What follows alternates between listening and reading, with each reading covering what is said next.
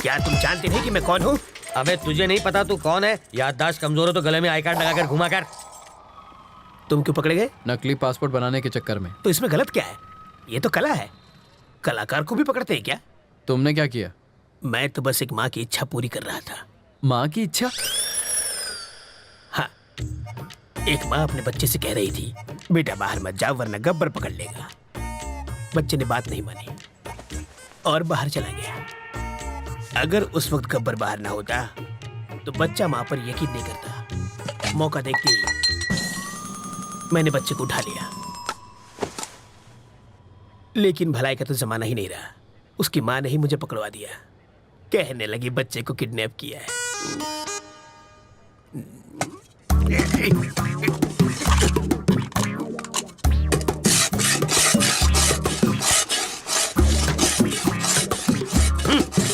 अबे यूं प्लेट घिसने से दीवार में छेद नहीं होगा। कल तुझे जेल में शिफ्ट कर देंगे, वहां जाकर कैदियों के झूठे बर्तन घिसना, समझा?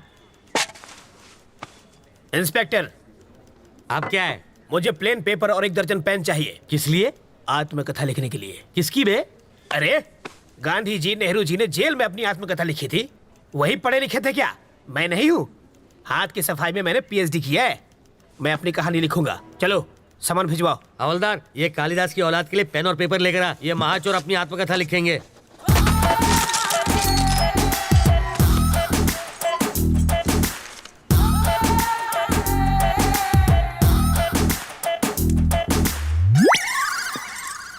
सर अब क्या है रे? 1 कप चाय चाहिए सर। अबे तेरे बाप का घर है क्या? मैं यहाँ का दामाद हूँ सर। जेल को ससुराल कहते हैं ना। हवलदार, जी सर। ये ऐसे ही पकाता रहेगा। चल हम लोग राउंड अप करके आते हैं।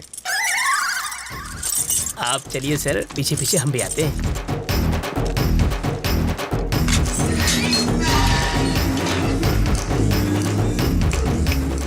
रास्ता साफ है, निकल लेते हैं।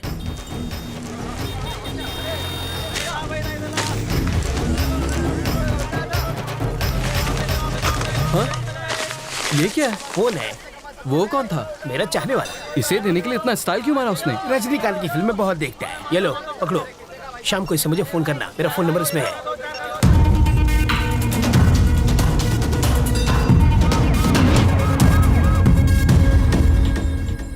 तुझे पूरा यकीन है ना कि वो उसी फोन से बात करेगा? होकर क्या है सर? हाँ। वो उससे ही फोन करेगा। अगर कहीं और से फोन किया तो बिट्टू को ढूंढना मुश्किल हो जाएगा।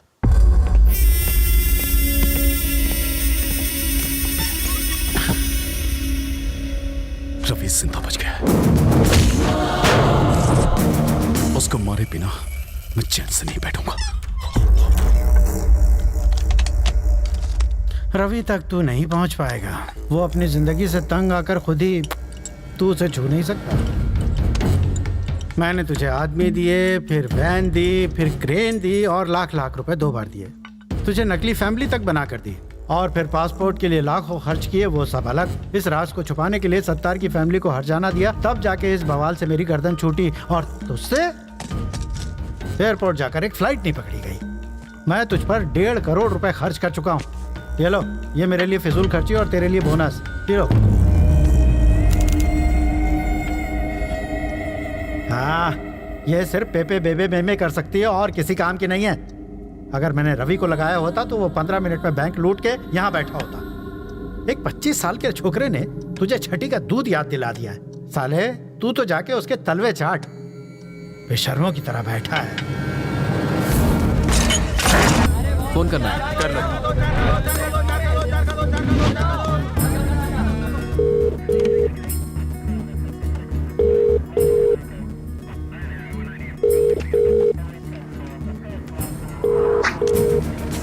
वो शायद मोबाइल इस्तेमाल नहीं करता, इसलिए ट्रांसमीटर लगा दिया।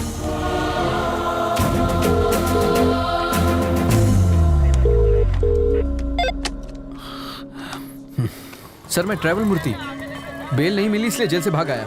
यहाँ बहुत गड़बड़ है। बिट्टू को बाहर भेजना बहुत मुश्किल है। पहले तो ये जान लो कि तुम किससे बात कर रहे हो मूर्ति। बिट्टू? पर वरदराज जी? वो तो आउट ऑफ ऑर्डर हो गए।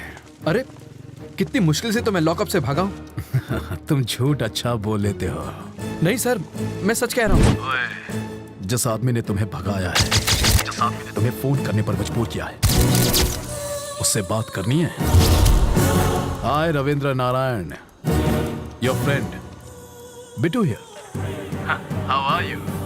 वेस्ट में तुम्हें छोटी सी कहानी सुनाता हूं। मेरे पापा एक दिन लाला के नाखून काट रहे थे और गलती से लाला को चोट लग गई।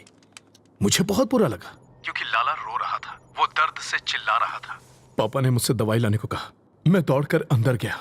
भाई का खून देखकर मेरे आंसू निकल आए। दूसरे दिन खबर मिली कि मेरे बाप का खून हो गया।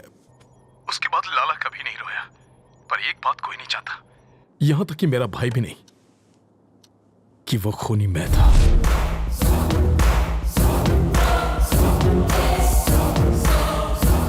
लाला के खून की वजह से पापा की जान गई।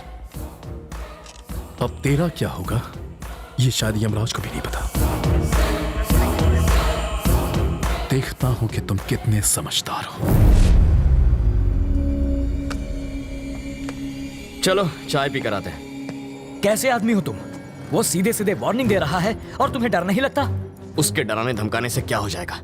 मुझे डर से डर नहीं लगता। तो अब क्या करना है? इस बिट्टू नाम के ट्यूमर को हटाना ही पड़ेगा और इसकी सर्जरी मैं करने वाला हूं।